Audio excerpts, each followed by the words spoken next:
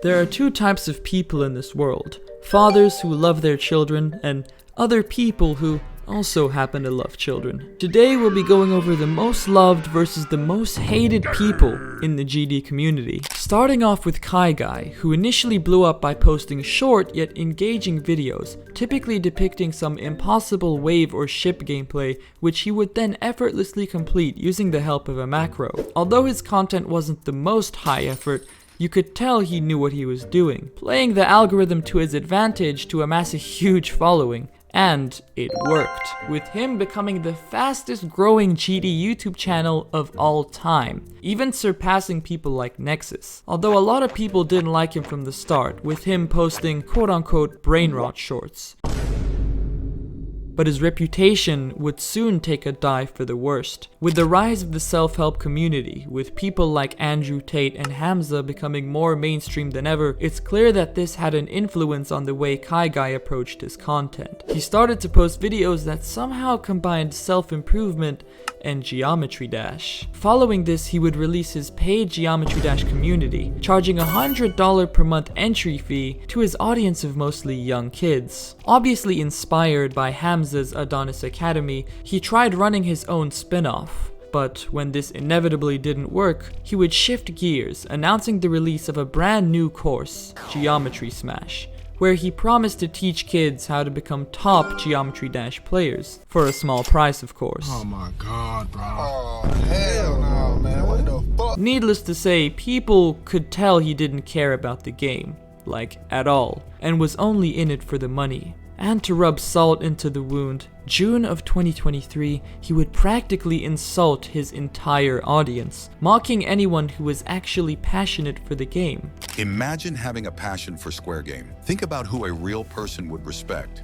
Someone who is business-oriented, or someone who is passionate about Geometry Dash. With him marketing a course geared towards Geometry Dash players, but then going on to insult those same players, he was basically shooting himself in the foot. Kai has since moved away from the gaming community entirely, starting a new channel under the name Kai Nemzer. Whilst Kai had earned the vitriol of the GD community, the same can't be said for one of the most beloved Geometry Dash YouTubers out there, Eric Van Wilderman, one of the OGs. Eric is one of the GOATs when it comes to GD YouTube. Having made Geometry Dash content for nearly a decade, countless people grew up watching his videos, myself included. Dude, I remember being 13, hitting up a Burger King, pulling up an EVW video. Man, I could bust 11 times just thinking about it. Man, I would edge for over 5 hours to his video. Eric Van Wilderman is someone with a genuine passion, not only for Geometry Dash, but YouTube as a whole. I mean, just look at his thumbnails from 2013. That's a man who loves his job, but people don't just like him for nostalgia's sake, no. Being older than most of the community, Eric was actually mature. He would rarely, if ever, find himself in any controversies. What a fucking amazing person. And for someone who's been making videos for over a decade, that's extremely impressive. I mean, never in my wildest dreams would I expect to wake up to a video titled, "The EVW situation is crazy." He's certainly not grooming any minors, I know that for sure. EVW has become somewhat of a role model, a father-like figure for a community that definitely needs one. On top of being a well-rounded and just likable person in general, Eric has been consistently making videos for over 12 years, balancing fatherhood and content creation at the same time. Eric has shown work ethic and relentless dedication to his craft, whereas some other people have shown relentless dedication to contacting minors online.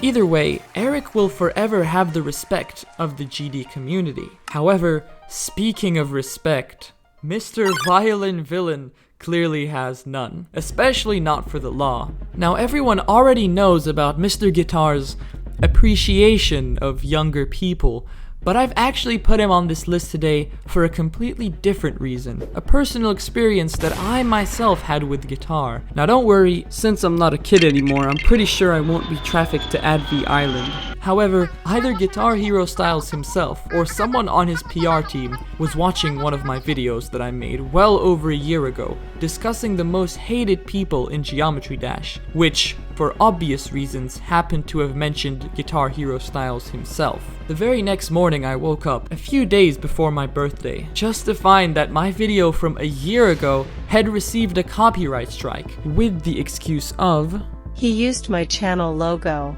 In reality, we all know he was simply trying to remove negative media of himself online, abusing the copyright system to censor anyone who dares criticize him, which is not only against the YouTube terms of service, but also against the law. Thank you for that birthday gift, Guitar. What makes it even worse is that he's done this to multiple other people before, notably to another small creator named Typical Asian.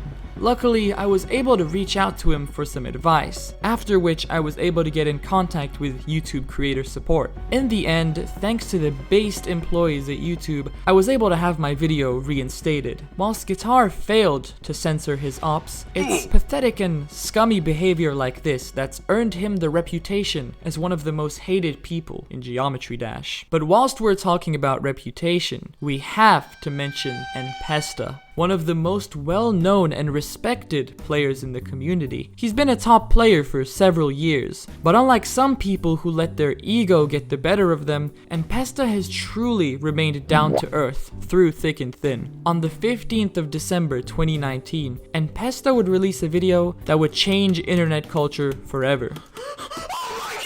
His verification of the legendary level Kinos, one of his greatest achievements in Geometry Dash, would go on to amass over 6 million views. However, it wasn't all sunshine and rainbows, as shortly after the video's release, viewers would start memeing his insane reaction at finally completing the level after over 135,000 attempts. The meme grew exponentially, attracting the attention of massive figures such as Lessons in Meme Culture and even the GOAT PewDiePie. And while it may have been fun for a while, I can't imagine having one of your greatest accomplishments turned into a meme can be fun for that long. A year later, N-Pesta would upload a video where he would have a heart-to-heart with his audience, talking about the effects of being a meme and the impact it had on him.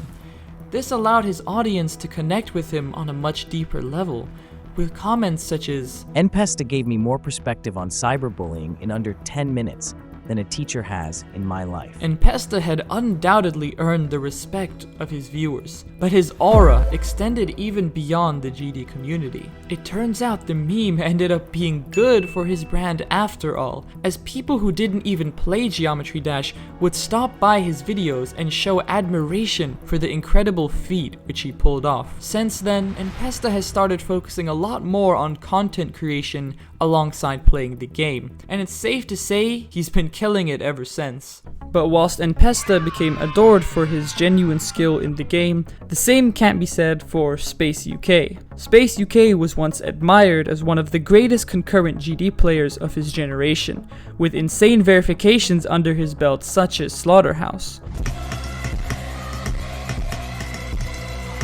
However, this would soon change on the 25th of April 2023, when Paco would release a video accusing Space UK of hacking.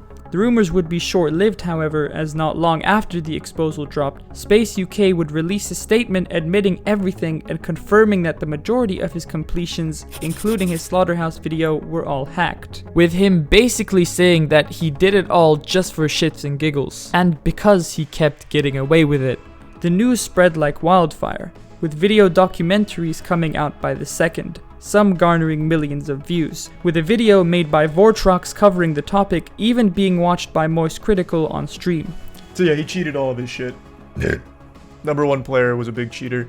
When I looked this up though, I couldn't find anything about Space UK. Did he, besides Twitter, did he like delete everything he had? Needless to say, the backlash from the GD community was huge, resulting in Space UK quickly becoming one of the most despised people in the community. He since disappeared from the internet entirely, aside from an interview with Secret Way literally a few days ago, with the comments surprisingly praising him for being an incredibly nice interview guest. Space even admitted to feeling really guilty to hacking all his levels, even waking up in the middle of the night with migraines, which was really surprising to hear.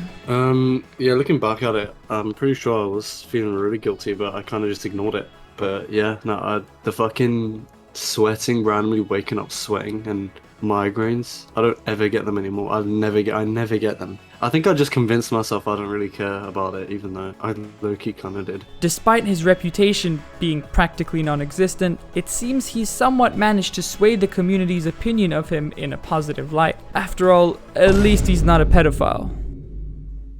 Although this might be an unexpected addition to the list, WorldGame is actually one of the most respected figures in the GD community, and has been for quite a long time, with some of his most popular videos dating back over 11 years.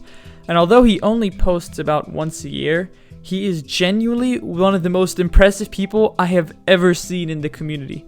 Like, I don't know why more people aren't talking about this. This dude is actually sick in the head. He's done things like beating all of the ROP top levels blindfolded, beating 2 separate GD levels at the same time, and many more ridiculously impressive things over the span of a decade. Like, I can't even begin to fathom how one man can do all this crazy shit. Like, this dude genuinely might be a psychopath. He beat Clubstep blindfolded, which took him over 2.1 million attempts, by the way. That's nearly 10 times more than it took to verify Kinos. Like, I don't think most people fathom how big of a number 2.1 million is. Like, most people get tired after 1,000 attempts, let alone 2 million.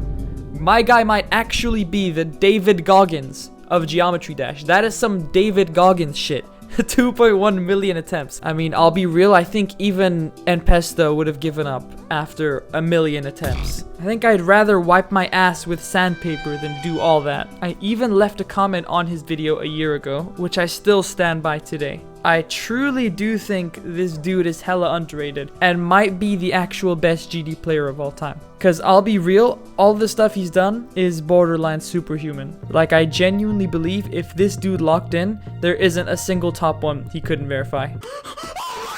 I don't know what kind of trauma this guy lived through to want to do all this, but he sure as hell earned everyone's respect. Also, he might want to visit a psychiatrist. Some of you may or may not know who Anton Sen is, but let me tell you, he is the worst person on this list by far, which, as hard as it sounds to believe, is unfortunately true. Anton Sen is a name that I've heard come up over and over again in the GD community, and although it's hard to confirm with certainty how true the allegations against him are, the general consensus in the community seems to be that this guy is an absolute sicko. I mean, some of the things he's been accused of are so disgusting that I don't think I can share them in this video without it being demonetized. But you know what? I'm going to anyway because I hate money. I'm gonna put a disclaimer here. This part's gonna be disturbing, so I'd suggest skipping if you don't want to hear it.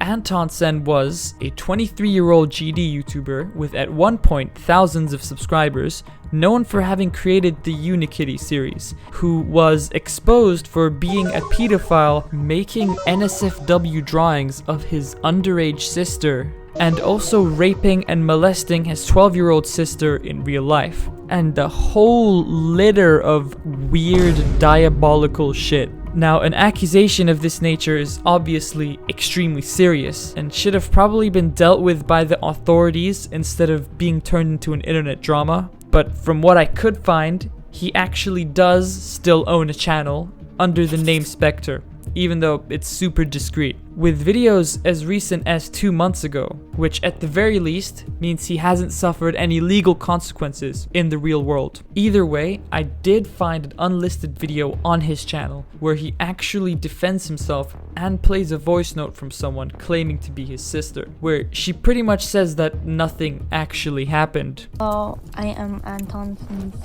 sister. I've seen all of the shit you guys have said about me and him, and that's not cool. That's not cool. I'm making this voice message for him and he will use it in his video. So I want everyone to know that he has never sexually assaulted me or abused me or raped me in any way, shape, or form. He would never do that to anyone. It was all a big misunderstanding, bro. Although it's questionable how reliable this actually is, since he didn't really provide much evidence besides this. In the same video, Anton also admits that he did used to abuse his friends and family, and that he's a changed man now, but he says it in a weird third-person type of way. Yes, he did abuse his friends and fans. but he has changed over the years. I am in fact Antonsen himself. To be honest, the whole video itself is pretty weird. He doesn't even reveal that he himself is Anton till about halfway through the video. It makes it even sketchier that he unlisted the video. So make of that what you will. Lastly, I want to end things on a positive note. Who is the most loved person in Geometry Dash? Well, it's actually IShowSpeed. I mean, look at the way he jumps over that spike. He's so inspirational. W Speed, man. We made the right person famous. No, I'm kidding. It's not actually Speed. It's actually Topi GD. Topi started becoming well known in the GD community in around 2020. Being best friends with Dorami, one of the biggest GD YouTubers, gave him a huge boost in exposure, which he would then leverage to gain over 400,000 subscribers. What's impressive is that for a relatively new player to the game, Topi quickly became extremely skilled, gaining notoriety for his uncanny ability to use his fingers as a jackhammer and jitter click about 500 times per second. These videos would blow up his channel, making him a well-known figure in the community. Although, understandably so, a lot of people began to accuse him of hacking and basically called him overrated. He himself said that at one point he was being bombarded by hate comments. Unlike Kai Guy, however, Topi's feats of spam were actually legit, and the community, noticing that, gave him the recognition he deserved. As well as being a Geometry Dash player, Topi was once ranked top 23 globally in PUBG. And really high in a bunch of other games too. Basically, he was the world's biggest tryhard. But instead of ending up like Eric Cartman in that one South Park episode, Topi would use his skills to make a living on YouTube, which I think is a far better outcome. Topi recently announced that he would be leaving YouTube temporarily to go serve in the Korean military. From what I found though, Topi might be gone for at least a year and a half, which is kinda wild. I didn't expect conscription to be that long. But either way, he can sleep well at night knowing he'll be welcomed back with open arms as one of the most loved people in Geometry Dash, and hopefully won't have to fight against North Korea. By the way, sorry for the lack of uploads recently. I was pretty busy moving out and stuff, which is pretty cool, but I got more videos coming soon, I promise, so don't take my word for that.